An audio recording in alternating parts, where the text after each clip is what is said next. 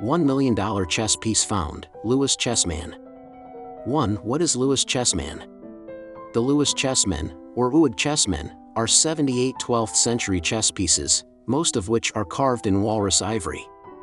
The hoard was discovered in 1831 on the Isle of Lewis in the Outer Hebrides, Scotland. They may be some of the few complete, surviving medieval chess sets. They are owned and exhibited by the British Museum in London, which has 67 of the original pieces, and the National Museum of Scotland in Edinburgh, which has the remaining 11 pieces. The pieces are figurative, like modern sets, and unlike the abstract Arabic pieces. The set has made the transition to European figures, which lasts to the present day. In particular, the arrival of a female figure is a departure from the Indo-Arabic game, and the figure of a bishop is also significant. 2. Meeting. When an antiques dealer in Scotland bought an ivory chessman for £5, $6, in 1964, he probably had no inkling that he had taken possession of one of the most famous chess pieces in the world.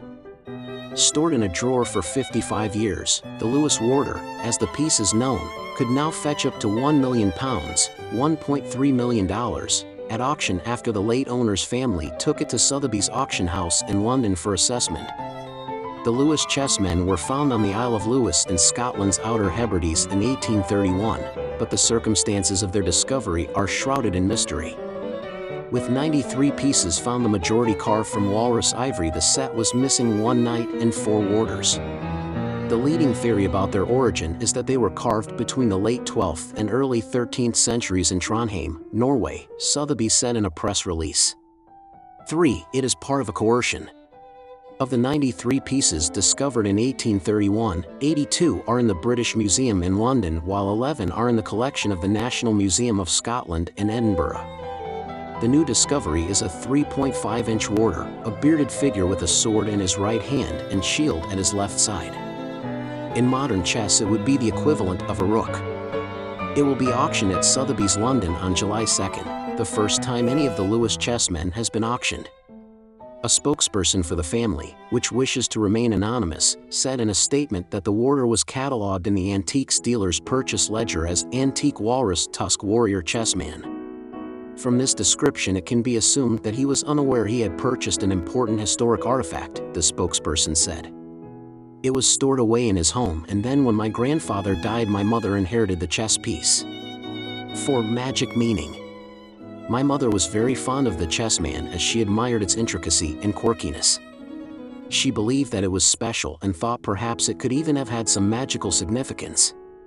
For many years it resided in a drawer in her home where it had been carefully wrapped in a small bag. From time to time, she would remove the chess piece from the drawer in order to appreciate its uniqueness. The Louis chessmen are steeped in folklore, legend, and the rich tradition of storytelling, Sotheby's said in a press release, adding that they are an important symbol of European civilization. 5. Specialist. Alexander Cater, the Sotheby's expert who assessed the piece for the family, told CNN that seeing the chessman for the first time was a delightful surprise. I said, "Oh my goodness, it's one of the Louis chessmen," he recalled. The family knew they had something special, but they were quite amazed. The new Louis Warder has been on a remarkable journey to get where he is today, Cater said. Over the last year we conducted a thorough study of him, undertaking many months of detailed research, art historical analysis, research into physical condition and provenance, and careful comparison with the other Louis chessmen. In a press release, Cater said, "There is certainly more to the story of this warder still to be told, about his life over the last 188 years since he was separated from his fellow chessmen, and just as interesting, about the next chapter in his journey now that he has been rediscovered." Research, Vitor Hugo Lizardi Leonardi. About my channel of curiosities. This channel is to see and hear curiosities of our world in general. If possible, leave your like and subscribe to have new notifications about new subjects. Thank you very much.